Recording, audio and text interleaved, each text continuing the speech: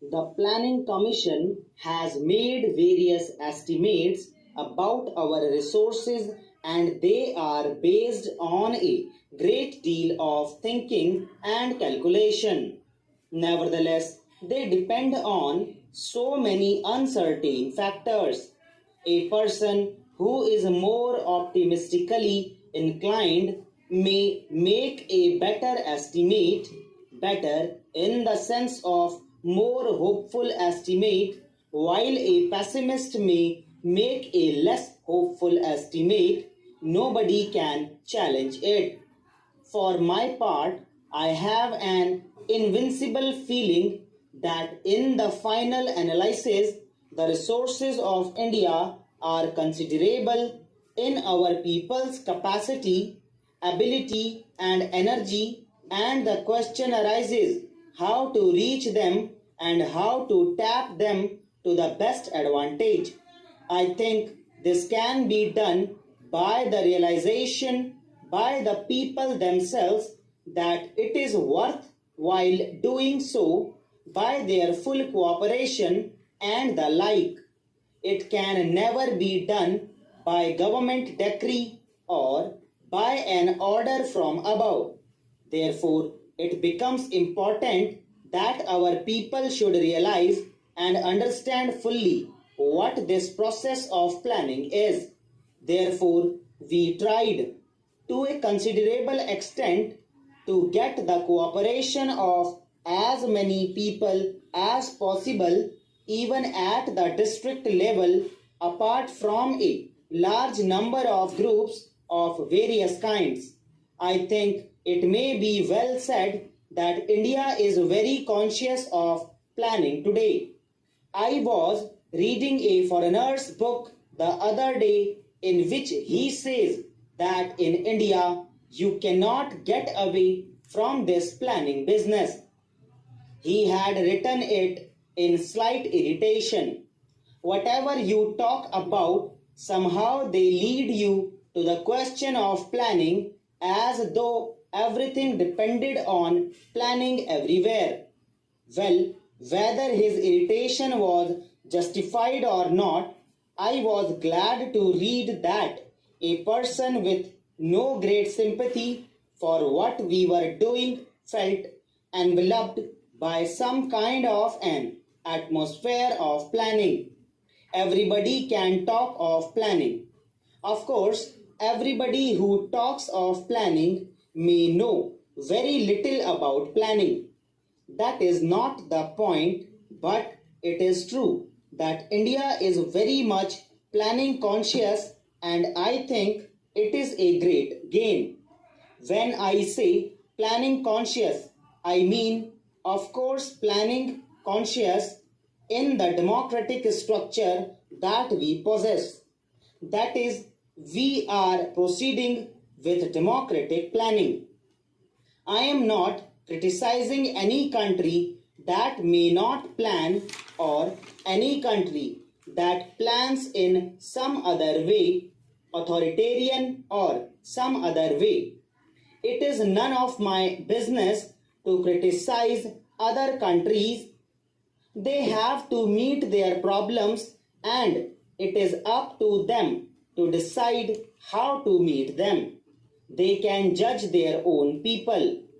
But so far as we are concerned in this country, people believe that we should endeavor to plan by the democratic method. Planning in a small way has often been done and is often done elsewhere.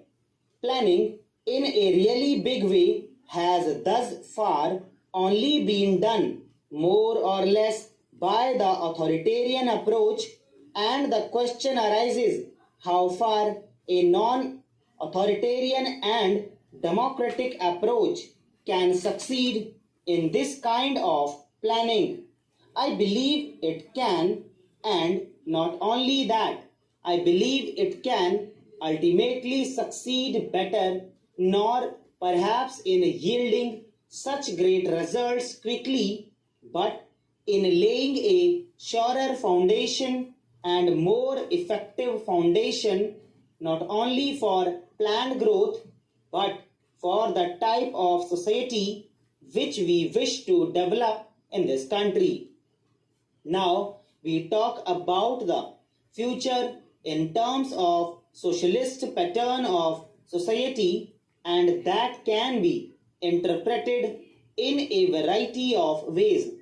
I would beg this house to try to consider these great problems without using, as far as possible, words which have an emotional connotation, because then it becomes a little difficult for us to argue about the real thing.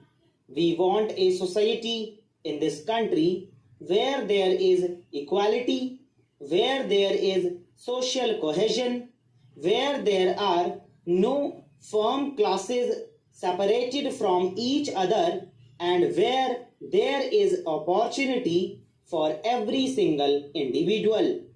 Naturally, how far an individual takes advantage of that opportunity depends a great deal on that individual, on his physical or mental or spiritual or whatever it is make up, because everybody is not alike.